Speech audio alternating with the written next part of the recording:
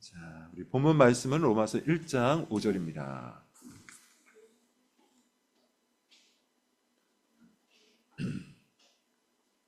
로마서 1장 5절의 말씀.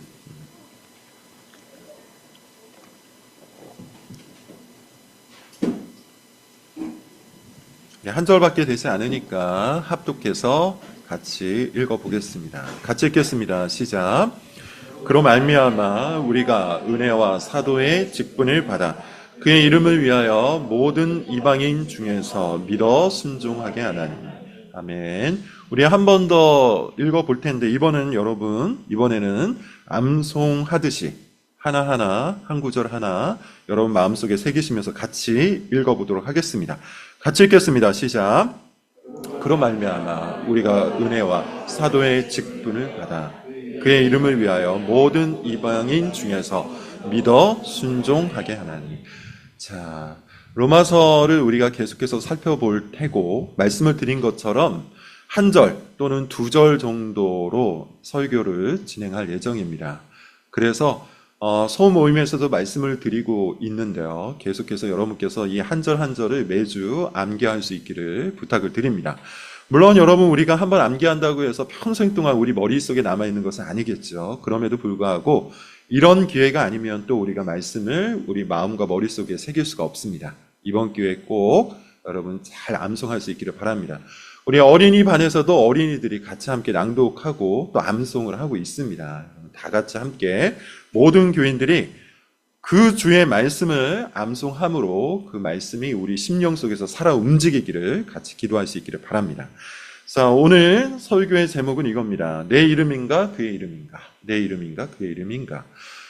오늘 본문 말씀만 보시더라도 무엇을 말할지 여러분 다 짐작을 할 수 있습니다. 본문 말씀에 보면 그의 이름을 위하여 라는 구절이 있죠. 자, 그것이 메인 주제가 될 겁니다. 제가 가끔씩 뉴스를 보다 보면 정말 좀 어이가 없는, 얼토당토하는 그런 기사를 볼 때가 있어요. 뭐 예를 들어서 이런 겁니다. 어떤 사람이 낙마해서, 낙상을 하여서 사망을 했다라는 그런 기사를 볼 때가 있는데 그 내용이 굉장히 좀 어처구니가 없는 때가 많아요. 예를 들어서 낭떠러지 위에서 더 좋은 사진을 얻으려고 한 발짝 한 발짝 뒤로 가다가 결국에는 거기에서 떨어져서 사망했다. 뭐 이런 기사입니다.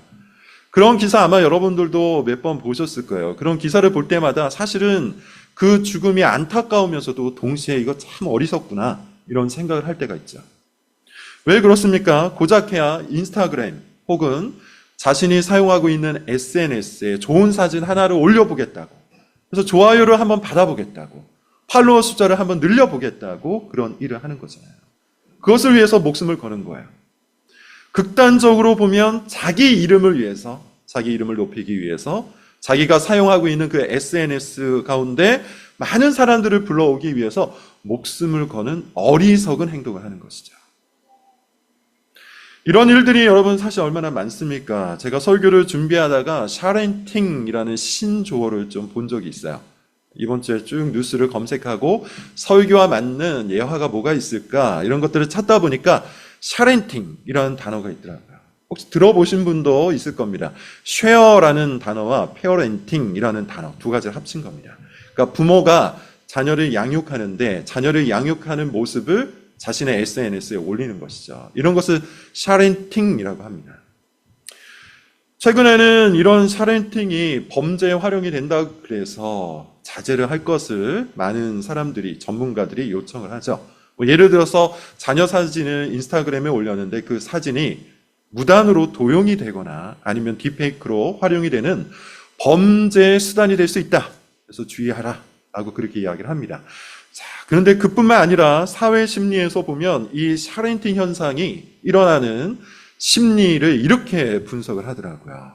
이것을 통해서 자녀를 내가 잘 양육하는 그런 모습을 통해서 궁극적으로는 자신의 이름을, 궁극적으로는 자신의 SNS를 사람들 앞에 알리기 위함이다. 그런 어떤 심리적 현상 때문에 많은 부모들이 자신의 SNS를 활용해서 자녀들의 사진이나 내가 자녀를 이렇게 양육하고 있다, 잘 양육하고 있다, 이런 것들을 보여준다는 것이죠. 앞서 말씀드렸던 두 개의 일하는 우리 사회가 그리고 많은 사람들이 사실상 자기 이름을 위해서 자기 이름을 걸고 살아가고 있다는 것을 보여주는 한 단면입니다. 여러분들에게 한번 물어보죠. 여러분들은 누구의 이름을 위해서 살고 계십니까? 여러분의 선택, 여러분의 결정, 그리고 여러분들이 지금 살아가고 있는 그 모든 삶의 하나하나를 놓고 스스로가 판단해 볼 때 여러분은 과연 누구의 이름을 위해서, 누구의 이름을 걸고 살고 계십니까? 나의 이름입니까? 아니면 그리스도의 이름입니까? 팀 켈러가 이런 이야기를 합니다. 우상의 뿌리는 언제나 자기 이름, 자기 영광을 높이려는 것이다. 우상의 뿌리는 언제나 자기 이름, 자기 영광을 높이려는 것이다. 하나님이 아닌 다른 곳에 너는 나를 완성시켜 줄 거야 라고 말하는 순간 우리는 이미 그것을 신으로 섬기고 있는 것이다. 앞서 얘기했던 SNS 이야기 뭡니까? 그것을 통해서 많은 팔로워 수를 얻으면, 좋아요 숫자를 얻으면 그것을 가지고 나의 심리가 충족이 될 거다, 만족이 될 거다, 완성이 될 거라, 이렇게 여기는 순간 그것 자체가 하나의 우상이 된다는 것이죠. 바벨탑 사건을 여러분 기억을 해보십시오. 바벨탑을 사람들이 지어나갈 때, 그렇게 높은 건물을 지어나갈 때 목적이 어디였습니까? 그 첫 번째 목적이 자기 이름을 드러내기 위해서요.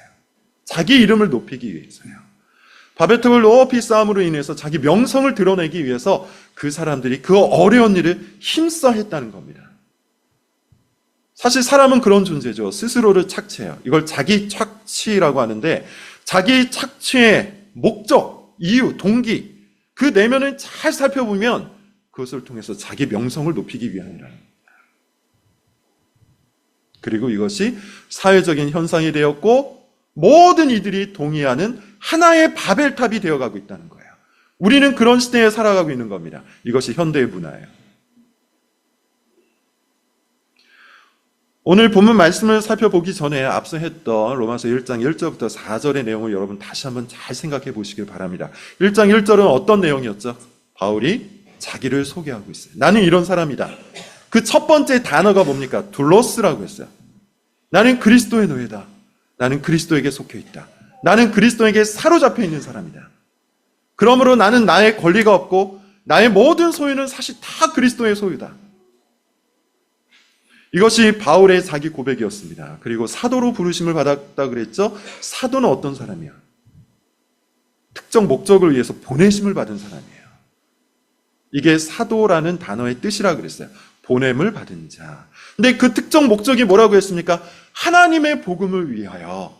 하나님의 복음을 위하여 내가 사도로 부르심을 받았는데 사실 이것은 창세 전부터 택정함, 계획되어 있었던 것이다. 이게 1장 1절의 이야기였어요. 그러면서 바울이 계속해서 말하기를 그 복음이 무엇이다? 그의 아들에 관한 것이다 라고 얘기합니다. 그의 아들에 관한 것이다. 그래서 우리가 지난주 3절 4절의 말씀을 통해서 그의 아들에 관하여 말하면 이라고 하며 육신으로는 그리고 성결의 영으로는 하면서 그의 아들 예수 그리스도에 관한 이야기를 했어요. 핵심이 뭐였습니까? 그의 아들에 관하여 말하면 그는 주 예수 그리스도시니라. 두 가지가 중요하다고 그랬죠.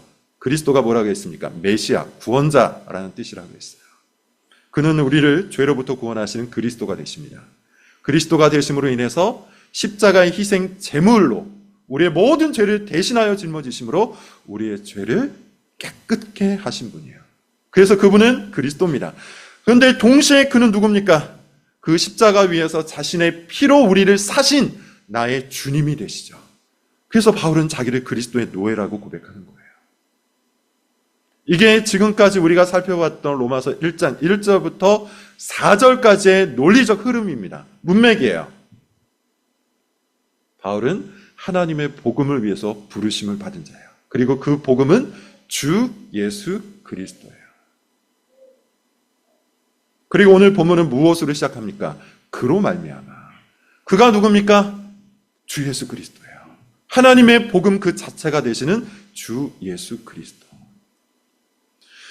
많은 사람들이 사실 이 대명사를 별거 아닌 것처럼 넘어갈 때가 많지만 굉장히 중요한 단어입니다. 그로 말미암아, 그를 통하여라는 단어. 그를 통하여. 그로부터 출발하여라는 뜻이에요. 다시 말하면 여러분, 우리 인생의 모든 것이 나의 정체성이나 나의 삶이나 내가 살아가고 있는 이 모든 삶의 내용 하나하나가, 내 삶의 방향 하나하나가 사실은 다 그로 말미암아, 그가 출처가 되어, 그가 기원이 되어, 그가 근거가 되어 지금 내가 여기에 있다는 고백이에요. 이건 여러분 바울의 한결같은 고백입니다. 우리가 1장 1절에서 어떤 표현이 있었습니까? 바로 그것을 위해서 하나님께서 나를 창세 전에 택하셨다 그러잖아요. 계획하셨다 그러잖아요. 이것이 바울의 자기 인식이에요. 자기의 삶을 들여다볼 때 과거에는, 예수 그리스도를 만나기 이전에는 모든 것들이 다 내가 내 실력으로 쌓아온 것이라고 생각을 했어요. 이게 바울의 고백 아니었습니까? 나는 바리새인 중에 바리새인이로 항상 열심을 다해서 이 유대교의 비전을 위해서 일했던 사람이라. 그런데 예수 그리스도를 만난 이후에는 자신의 모든 삶이 사실상 하나님의 손에 의해서 조각되었다는 것을 깨닫는 것이죠. 내가 내 인생을 스스로의 계획 속에서 마치 모자이크를 맞추듯 내가 판단하고 그 판단에 맞는 내 실력을 키워서 지금 이렇게 만들어 왔다고 생각을 했는데, 그리스도를 만난 이후 자기의 삶을 돌아보니 모든 것들이 다 하나님의 계획이었더라. 그분이 나의 출처였더라. 그분이 나의 근거였더라. 그가 지금 내 삶을 조각하였더라. 이게 그로 말미암아라는 단어의 뜻인 겁니다. 사실 여러분, 신약 성경을 보면 이 표현 굉장히 많이 나옵니다. 그로 말미암아.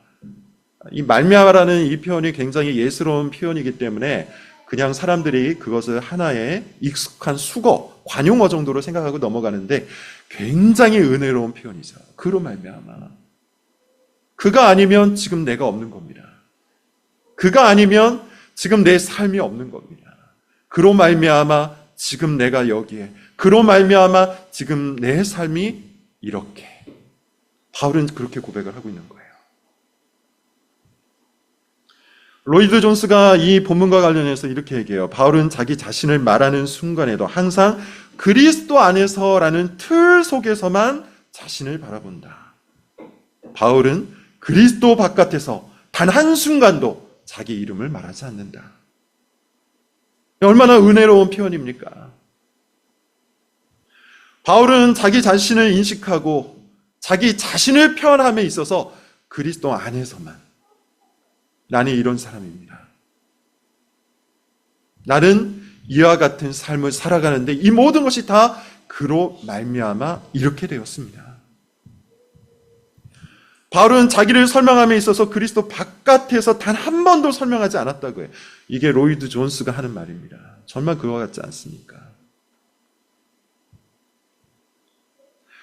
사실 여러분, 우리가 살아가고 있는 이 시대는 앞서 말씀드린 것처럼 이 현대의 문화는 철저히 자기중심적 문화라고 이야기했어요. 그래서 그리스도 안에서 자기를 인식하고 그리스도 안에서 자기를 설명하는 방식을 잃어버렸어요. 그게 이 죄악된 세상입니다. 대신에 자기를 설명할 때 늘 무엇을 기초로 설명합니까? 나 자신을 기초로 설명해요. 나는 이런 사람입니다. 나는 이렇게 내 실력을 갖고 이마만큼 왔습니다.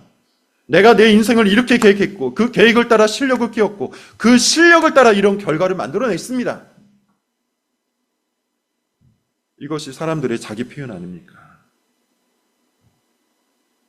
그것이 우리 자신을 바라보는 현대인의 문법이에요. 그러나 여러분, 우리는 그렇게 해서는 안 되죠. 많은 사람들이 그렇게 자기 성취를 가지고, 많은 사람들이 그렇게 자기 성과를 가지고, 그렇게 많은 사람들이 자기가 쌓아 올린 바벨탑을 통해서 자기를 설명하려고 하지만 그리스도는 달라요.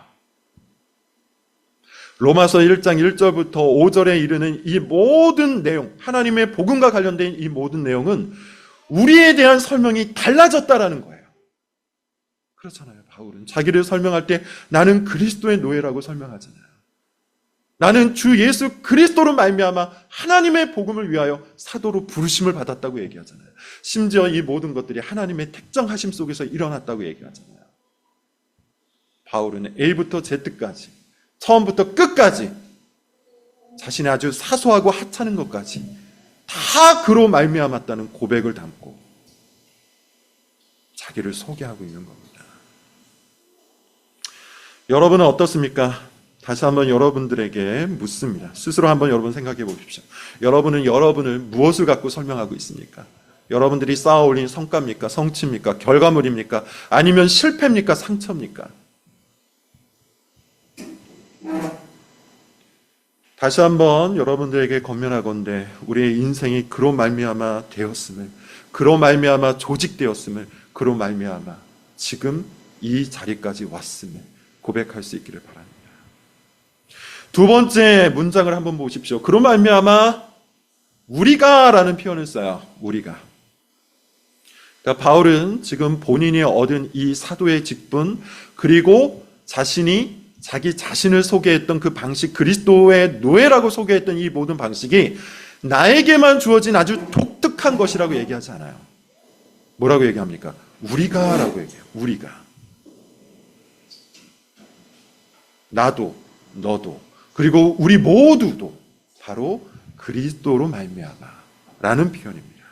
자, 뭐라고 얘기합니까? 우리가 은혜와 사도의 직분을 받아. 사도와 직분, 은혜와 사도의 직분을 받아라는 이 표현을 한글로만 보면 병렬식으로 되어 있는 것 같죠? 두 가지를 받았다라고 이렇게 느껴지는데, 헬라어 원문을 조금만 더 분석을 해보면, 뭐 자세하게 말씀을 드리진 않겠습니다. 그 헬라어 원어를 조금만 분석을 해보면, 은혜로 말미암아, 은혜 때문에, 은혜가 주어졌기 때문에, 은혜 덕분에 사도의 직분을 받았다. 이렇게 해석할 수가 있어요. 다시 말하면 바울은 뭐라고 얘기하냐면, 내가 지금 사도의 직분을 받았다. 우리가 지금 사도의 직분을 받았다. 그런데 이것이 바로 은혜 때문이다. 이렇게 설명을 하고 있는 거예요. 이 역시도 여러분 의미심장하죠. 은혜에 대해서 많은 사람들이 지나치게 감정적으로 여기는 경우가 많습니다. 여러분, 우리가 예배를 드리거나 집회에 참여했거나 또 수련회를 갔거나 아니면 말씀을 들은 후에 은혜 받았다라는 표현을 많이 쓰죠. 은혜 받았다. 저는 사실은 이 은혜 받았다라는 표현이 한국 교회에서 다시 재규정될 필요가 있다고 믿는 사람인데, 왜냐하면 너무나도 많은 사람들이 은혜를 받았다라는 것을 단지 감정적 차원으로만 이해를 하죠. 예를 들어서 내가 수련회에 참여를 해서 뭐 어쩌어쩌 해가지고 눈물 한번 쏙, 아주 크게 한번 울고 끝났어요. 눈물을 쏙 빼고 한번 흐느끼고 아주 크게 한번 울고 소위 말해서 심리적 카타르시스를 경험했어요. 그러면 이번 수련이 정말 은혜로웠다. 뭐 그럴 수도 있겠죠. 또 어떤 사람이 예배에 참여하고 설교를 들었습니다. 설교를 듣는데 감동적인 예와 뭐 여러 가지 조건들이 잘 맞아서 내 감정이 움직였어요. 그러면 그 순간에는 은혜를 받았다. 반면에 어떻습니까? 설교나 수련회나 집회나 예배가 너무 이성적이고 차갑게 느껴져요. 그러면 은혜 받았다라는 말을 하지 않습니다. 그러나 여러분, 오늘 본문을 보면 바울은 은혜를 받았는데 그 은혜를 받았다라는 것이 감정적 차원입니까? 감정적 차원이 아니죠. 뭐라고 얘기합니까? 나는 은혜 덕분에, 은혜로 말미암아 사도의 직분을 받았다고 얘기해요. 소명이 바뀐 거예요. 삶의 목적이 바뀐 거예요. 은혜는 단순한 감정이 아니에요. 은혜는 오히려 내 삶의 방향을 새롭게 창조하는 강력한 힘이에요. 내 인생 속에 소명을 낳는 힘이에요. 능력이에요. 단순한 감정이 아니라는 겁니다. 그래서 칼빈이 이렇게 얘기해요. 은혜는 단순히 죄사함의 선물이 아니다. 은혜는 직분과 사명을 향한 능력의 부여다. 하나님께서는 은혜로 우리를 부르실 때 우리를 그냥 두지 않으려 하시고 우리를 사용하신다. 그러므로 여러분, 우리가 은혜 받았다라는 이 표현을 사실은 굉장히 조심스럽게 사용할 필요가 있습니다. 단순히 우리의 감정이 움직이거나 단순히 우리가 감정적인 심리적인 어떤 카타르시스를 느꼈을 때 은혜를 받았다고 얘기하는 것이 아니고, 우리의 삶에 새로운 창조의 능력이 발생했을 때, 우리의 삶의 방향이 새로운 소명과 목적을 향해서 나아갈 때, 그때 은혜를 받았다고 얘기해야 돼요. 왜냐하면 진짜 은혜는 그렇게 우리를 만들기 때문이에요.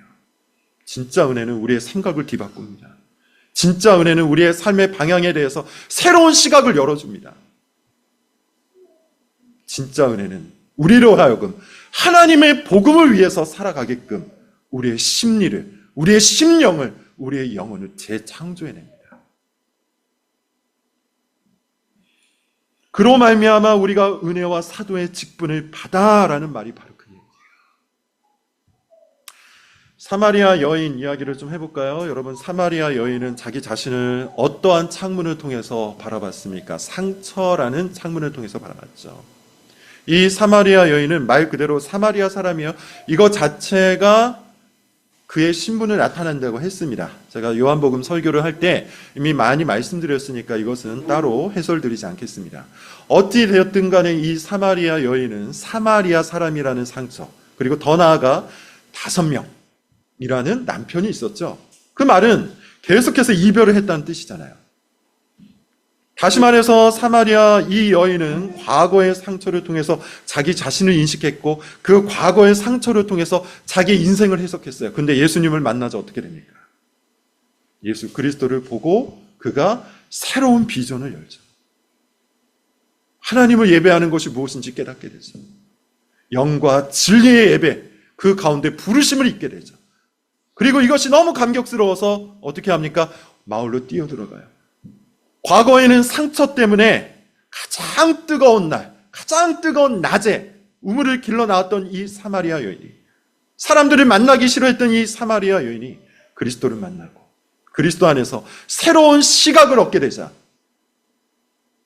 마을로 뛰어들어가서 나와보라, 이가 그리스도인가 보라.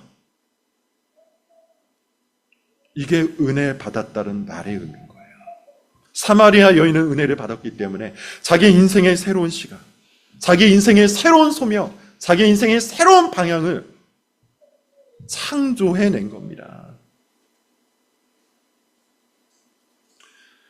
여러분, 우리 모두가 은혜를 받기를 원합니다. 저는 여러분께서 앞서 말씀드린 것처럼 감정적으로도 의지적으로도 지성적으로도 하나님의 은혜 가운데 휩싸일 수 있기를 원합니다. 그리고 그것을 통해서 여러분 인생의 새로운 시각을 얻고 여러분 인생의 방향이 새롭게 창조의 능력으로 온전한 소명을 발견할 수 있기를 바랍니다. 이것이 오늘 본문 말씀을 통해서 하나님께서 우리에게 주시는 말씀이에요. 자, 그런데 여러분, 인생의 그 새로운 소명, 새로운 목적은 아주 명확한 것을 가리키고 있어요. 그게 뭡니까? 그의 이름을 위하여죠. 그의 이름을 위하여.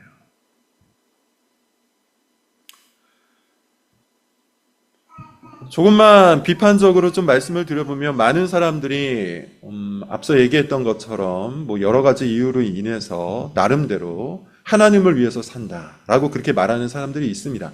근데 정작 그 삶의 내용들을 자세히 들어보면 그것을 통해서 자기 이름을 내거나 그것을 통해서 자기의 또 다른 성과를 위해서 살아가는 사람들이 너무나도 많죠.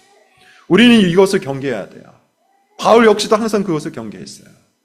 바울은 예수 그리스도를 만나고 예수 그리스도의 부르심을 받아 사도가 됨으로 복음을 위해서 열심히 살아갔지만, 혹시라도 자신의 그 복음 사역이 자기의 이름을 높이는 것이 아닐까 늘 경계했어요. 오직 복음을 위해서, 오직 그리스도의 이름을 높이기 위해서 자기 자신을 낮추려고 애를 썼던 인물이 바로 사도 바울이었죠. 여러분, 우리도 마찬가지입니다. 우리는 예수 그리스도의 이름을 위해서, 그 하나의 방향을 위해서 그리스도의 이름을 높이고 그리스도의 이름을 알리고 예수 그리스도만이 사람들에게 알려지기를 소망하는 마음을 갖고 살아갈 필요가 있다는 겁니다. 서론에서 제가 여러분들에게 이것을 물어봤습니다. 우리는 많은 삶의 여정을 지금 통과하고 있죠. 여기에는 20대도 있고 30대도 있고 40대도 있고 다양한 삶의 여정, 나그네로서 우리가 살아가고 있습니다. 그래서 누군가는 여전히 학업을 하고 있고요. 그것을 통해서 직장을 구하려고 애를 쓰고 있고, 누군가는 결혼을 준비하고 있고, 누군가는 결혼 후에 임신을 준비하고, 누구는 자녀를 출산하여서 자녀를 키우고 있습니다. 또 누군가는 직장 생활에서 열심히 분투하고 있을 거예요. 무엇이 되었든 간에 각자의 삶에 각자의 깃발이 있고 푯대가 있을 겁니다. 그러면 여러분 한번 생각을 해보십시오. 여러분들의 그 모든 삶의 다양한 여정 속에서, 여러분들이 붙들고 있는 그 깃발 속에서 정말 그리스도의 이름이 나타나고 있습니까? 가정에서의 여러분의 선택, 직장에서의 여러분의 언행, 사람들과 만났을 때의 여러분의 태도, 이 모든 것들 속에서 정말 여러분은 그리스도의 이름을 위하고 있습니까? 아니면 여전히 내 이름을 위해서 일하고 계십니까?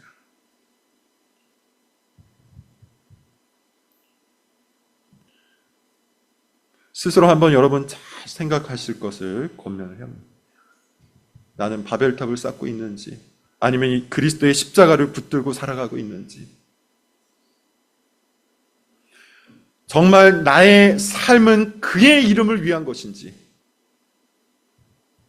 나의 결정과 선택과 언행과 태도와 내 삶의 방향과 목표와 이 모든 내용 하나하나가 정말 그리스도의 이름을 위한 것인지 되돌아볼 수 있기를 바랍니다. 바울은 우리 모두가 바로 그것을 위해서 부르심을 받았다고 얘기하고 있어요. 그로 말미암아 우리가 은혜와 사도의 직분을 받아 무엇을 위하여? 그의 이름을 위하여. 이 단 하나의 목적을 위해서 우리가 부르심을 받았다고 얘기합니다. 존 파이퍼가 이렇게 얘기합니다. 하나님은 자기 영광을 사랑하신다. 왜냐하면 그 영광을 드러내심으로써 우리에게 최고의 선을 주시기 때문이다. 하나님의 영광을 위해 살도록 부르심을 받은 것은 우리를 억누르는 것이 아니라 최고의 기쁨과 선으로 우리를 초대하는 것이다. 그러면 그의 이름을 위해서 구체적으로 여러분 우리가 무엇을 해야 할까요? 오늘 본문은 이 그리스도의 이름을 위해서 살아가는 삶의 목적과 방향성과 내용에 대해서 애매모호하거나 막연하게 얘기하지 않아요. 뒷부분을 보면 아주 구체적으로 그의 이름을 위해서 산다는 것이 무엇인지 우리에게 알려줍니다. 적용에 대해서 알려주고 있다는 거예요. 뭡니까? 모든 이방인 중에서. 이방인이라는 이 표현은 사실 유대인들이 즐겨 쓰는 표현이었죠. 구약 성경에도 보면 많이 나오고 신약 성경에도 보면 많이 나오는데 결국엔 하나님의 택한 백성 바깥에 있는 이들을 이방인이라고 합니다. 이 말은 다른 말로 표현하자면 불신자를 의미하는 거예요. 불신자. 하나님을 모르는 사람, 하나님을 알고도 하나님을 믿지 않는 사람, 예수 그리스도를 붙잡고 있지 않은 사람, 그리스도 바깥에 있는 사람, 이들이 다 이방인이에요. 그러면 여러분 우리가 그리스도의 이름을 위해서 우리 삶의 비전과 목적과 방향을 바꾸어 나아갈 때 누구를 바라봐야 합니까? 우리 주변에 있는 불신자를 바라봐야 되는 것이죠. 가족 중에 불신자가 있다면 그가 이방인인 겁니다. 나의 일터 속에서, 나의 학교 속에서 불신자가 있다면 그가 지금 바울이 말하고 있는 이방인인 겁니다. 내 삶의 바운더리에서 만나고 있는 모든 관계 속에서, 사람들 속에서, 이웃들 속에서, 동료와 친구들 속에서 불신자가 있다면 그가 지금 바울이 말하고 있는 이방인인 거예요. 동일한 본문에서 로이드 존스가 한 번 더 이렇게 얘기해요. 복음은 유대인과 헬라인을 가리지 않는다. 그리스도의 이름이 선포되는 곳마다 새로운 민족이 탄생한다. 그리스도의 이름이 선포되는 바로 그곳에 새로운 민족이 탄생하는 거예요. 교회는 민족이 아니라 복음으로 형성된다. 물론 여러분 우리는 이 말씀을 우리가 문자적으로 또한 지켜 모든 민족을 향해서 나아갈 필요가 있어요. 선교의 사명이 있다는 겁니다. 해외 선교의 사명이 있어요. 그러나 1차적으로 지금 당장 오늘 우리가 할 수 있는, 우리가 바라볼 수 있는 이방인은 우리 주변에 있는 불신자들인 것이죠. 그들에 대해서 우리가 무엇을 해야 합니까? 맨 마지막 문장만 한번 설명을 하고 설교를 마치겠습니다. 믿어 순종하게 하는 것이죠. 믿어 순종하게 한다. 자, 이거는 사실 제가 지난주에 많은 설명을 드렸기 때문에 또 따로 이야기를 하진 않겠습니다. 지난주 하나님의 복음은 주 예수 그리스도다 라고 얘기했죠. 다시 말해서 우리가 복음을 만난다는 것은 예수님을 나의 구원자로만 만나는 것이 아니고 예수님을 나의 주님으로 함께 만나는 거예요. 근데 오늘날에는 이것을 성경대로 하지 않고 자꾸만 쉽게 가려고 하는 경향이 강하다 그랬죠. 이게 쉬운 복음이요, 값싼 믿음이요, 솜사탕 복음이라고 말씀을 드렸습니다. 그래서 예컨대 이렇게 말하는 사람들이 너무나도 많이 있다고 그랬어요. 일단 예수님을 나의 구원자로 받으라. 그 다음에 예수님을 주님으로 섬기는 것은 나의 선택사항에 불과하다. 그런데 여러분, 그렇지 않다고 말씀을 드렸습니다. 우리가 예수님을 만난다는 것은 그 즉시 예수님을 나의 주님과 그리스도로 만나는 거예요. 주와 그리스도로 만나는 거예요. 오늘 본문도 이야기하지 않습니까? 그의 이름을 위해서 우리가 이방인 중에서 해야 할 일이 뭡니까? 믿어 순종케 하는 겁니다. 단순히 예수님을 믿는 것으로 끝난 것이 아니라 그 믿음이 합당한 믿음이라면 순종하는 자리까지 그를 인도해 가는 거예요. 그러므로 여러분, 우리는 이 말씀을 우리 삶에 온전히 적용하기 위해서 다시 한번 우리의 사고를 전환할 필요가 있어요. 여러분의 가정 속에서 배우자를 향하여, 자녀를 향하여 그의 이름을 위해서 무엇인가를 한다면 어떻게 해야 합니까? 배우자가 예수 그리스도를 믿고 순종하게끔 해야 되는 것이죠. 나의 자녀가 예수님을 믿고 순종하게 해야 하는 것이죠. 직장에서도 마찬가지입니다. 우리 일터에서의 모든 삶의 목적도, 궁극적인 목적, 본질적인 차원의 그 목적도 믿어 순종케 하는 데 있는 거예요.